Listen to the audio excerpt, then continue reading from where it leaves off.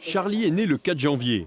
Julie, sa maman, est ravie, même si elle a tout fait pour que sa fille naisse en 2017, histoire d'échapper aux 11 vaccins obligatoires. Il y a certains pays qui l'ont refusé, donc il y a peut-être des raisons. Je pense qu'il faudrait peut-être faire plus de recherches sur ces vaccins. Je ne dis pas que je sais même pas ce que ça va faire, ça se trouve c'est positif, mais le recul n'y est pas. Et moi, m'obliger à faire les choses sur ma fille, je suis outrée, quoi.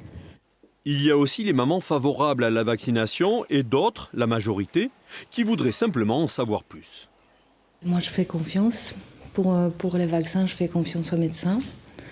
Je pense que voilà, s'ils sont jugés obligatoires, c'est qu'il faut les faire. On se sent un peu perdu par rapport à cette obligation finalement, parce que d'un côté, on sait que c'est pour la collectivité, la protection de son enfant, donc ça c'est primordial, mais à côté, on ne sait pas trop la composition, on s'en est un peu perdu.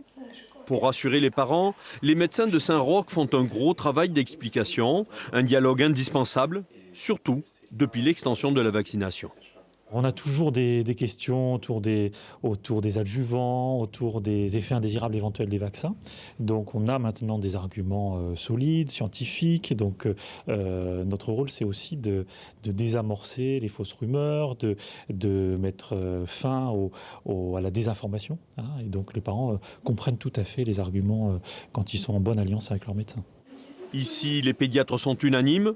Passer de 3 à 11 vaccins est une bonne chose. On est entouré de maladies infectieuses, c'est pas nouveau. On a la chance d'avoir un pays qui a quand même un niveau de soins élevé, où finalement il y a une couverture vaccinale qui, même si elle a des trous à l'heure actuelle, est quand même assez bonne, ce qui protège le groupe. Et les gens ont l'impression donc que les maladies n'existent pas, ce qui est malheureusement faux. Et c'est pour ça qu'il faut absolument protéger nos nouveau-nés, nos nourrissons et nos enfants. Pourtant, la vaccination fait polémique, car elle est obligatoire pour entrer à la crèche ou à l'école.